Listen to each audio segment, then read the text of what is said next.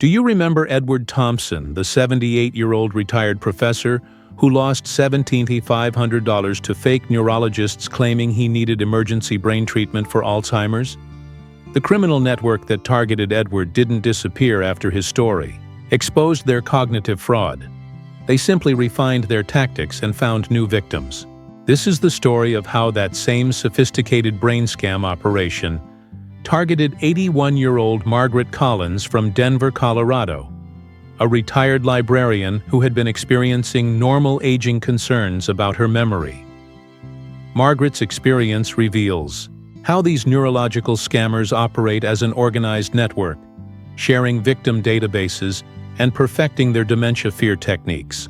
By the end of this video, you'll understand how these connected brain frauds work together, and why exposing one fake neurologist doesn't end the threat to seniors seeking legitimate cognitive care.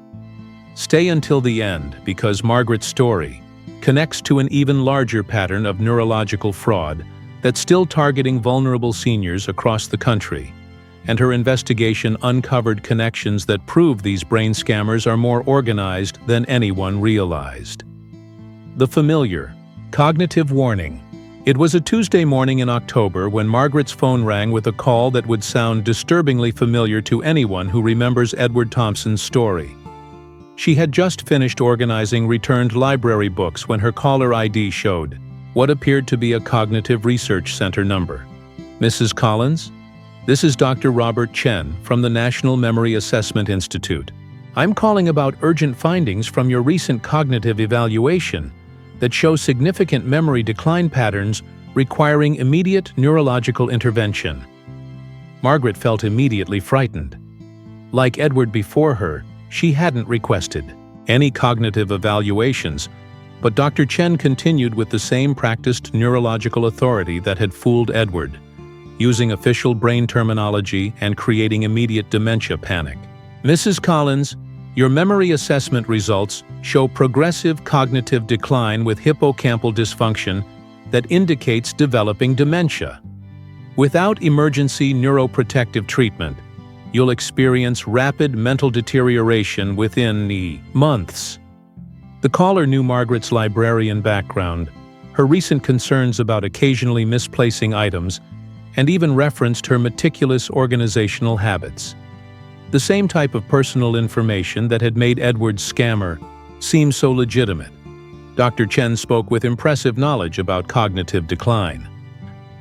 I need to stress how critical early intervention is for librarians and intellectuals. The type of memory decline you're experiencing typically accelerates rapidly in people who have relied heavily on cognitive abilities throughout their careers. The network's evolved strategy.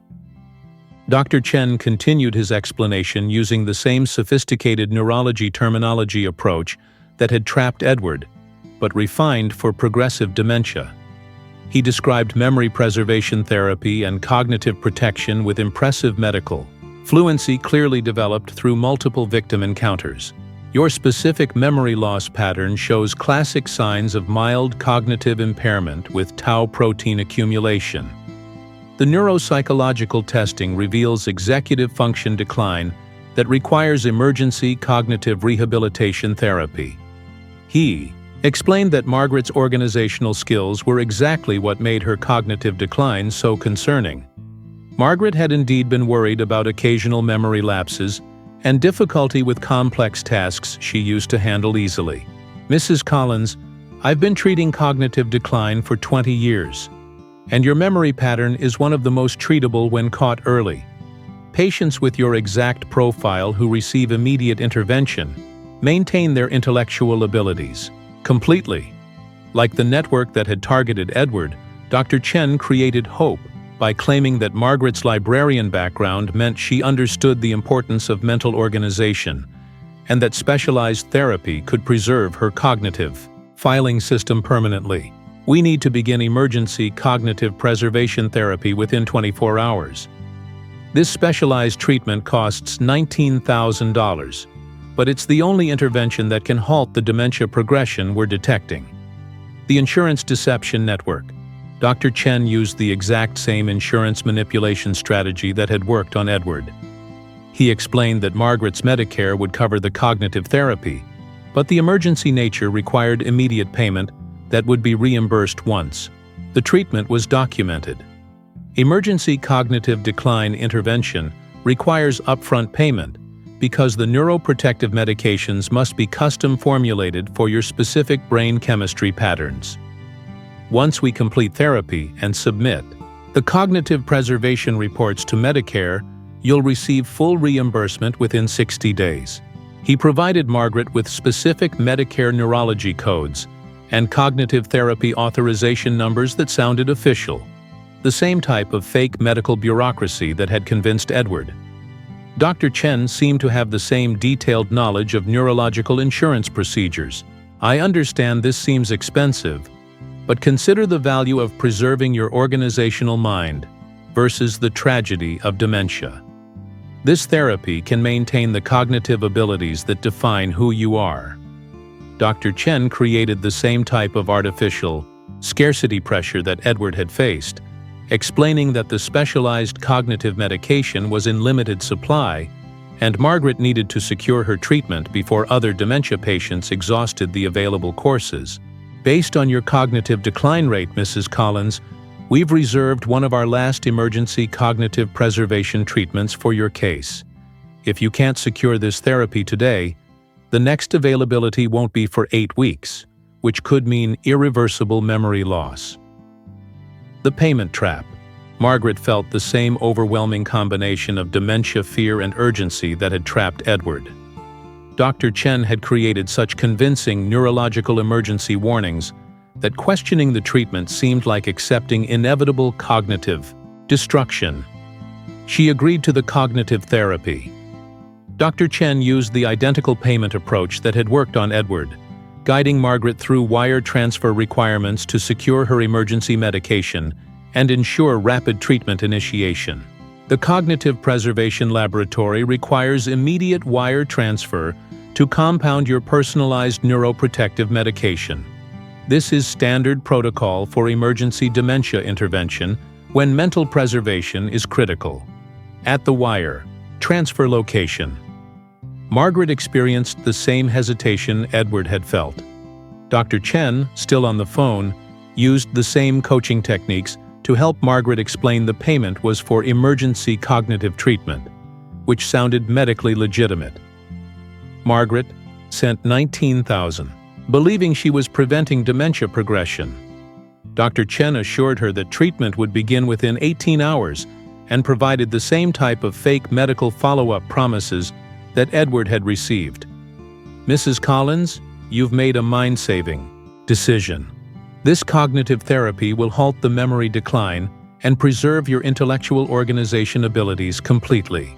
The devastating pattern like Edward's experience, Margaret never received any legitimate treatment.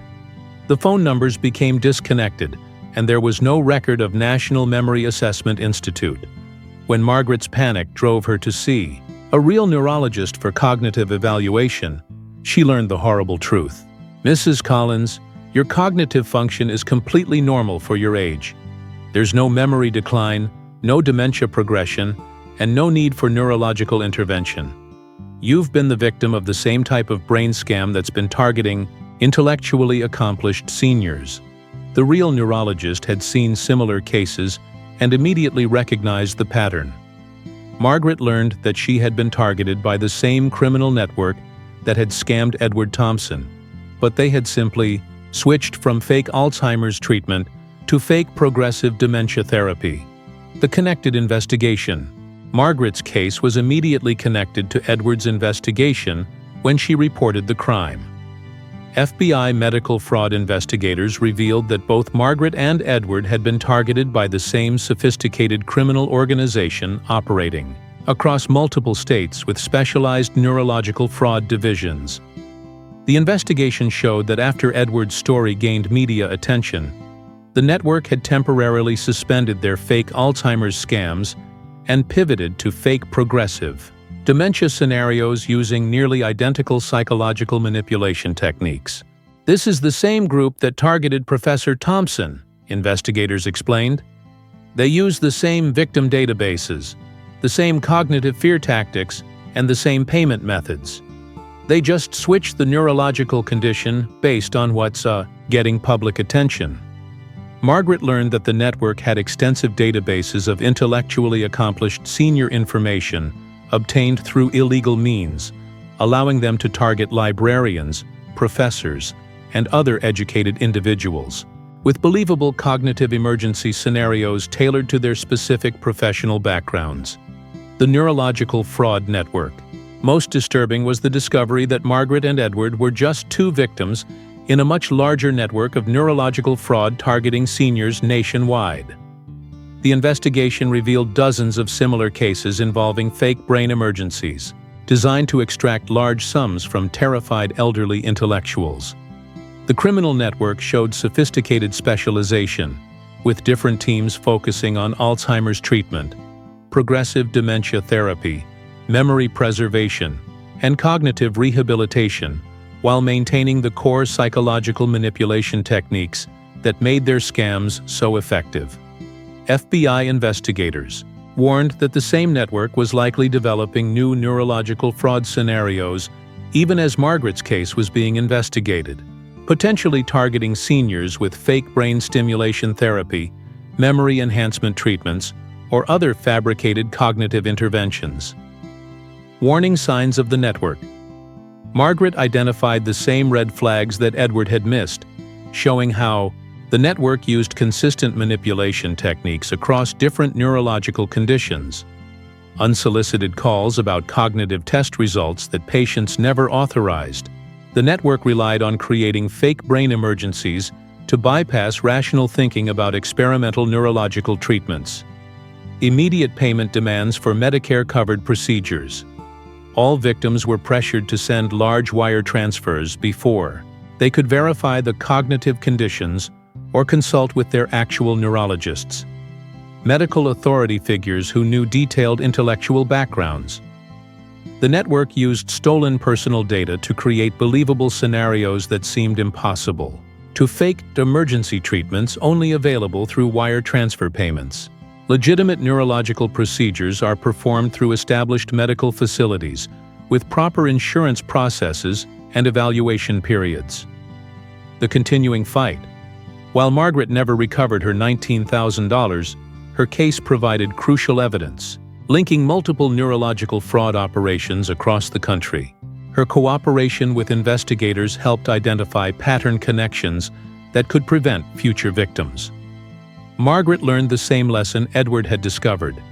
Legitimate cognitive concerns are always addressed through established neurology channels with proper evaluation procedures, never through unsolicited phone calls demanding immediate wire transfers. Most importantly, Margaret's investigation revealed that the network was already preparing new neurological fraud scenarios targeting different cognitive conditions, suggesting that more intellectually accomplished seniors would face similar brain scam attempts in the coming months. Final thoughts. Margaret's story proves that stopping individual neurological scammers doesn't end the threat to vulnerable seniors. These criminals operate as sophisticated networks that share resources, victim information, and successful manipulation techniques across multiple states and neurological specialties. The connection between Margaret's progressive dementia scam and Edward's Alzheimer's fraud shows how these networks adapt and evolve while maintaining their core strategy of exploiting cognitive fears for financial gain and preserving their victim databases for ongoing fraud operations. If you receive unexpected calls about urgent cognitive conditions, remember both Edward's and Margaret's experiences. Hang up immediately and contact your actual healthcare providers to verify any neurological claims before taking action. The fight against neurological fraud networks continues, and understanding their connected operations is crucial for protecting yourself and other vulnerable, intellectually accomplished seniors from their evolving brain scam schemes. Thank you for joining us today. We'd love to hear from you. Leave a comment below and share one thing you learned today and how you plan to use it in your life. Your thoughts are important to us, so don't hesitate to share them. Reading your comments gives us great motivation and encouragement. If you enjoyed this video and found it helpful, Please like, subscribe, and share. Your support helps us continue creating good content to inform and inspire you.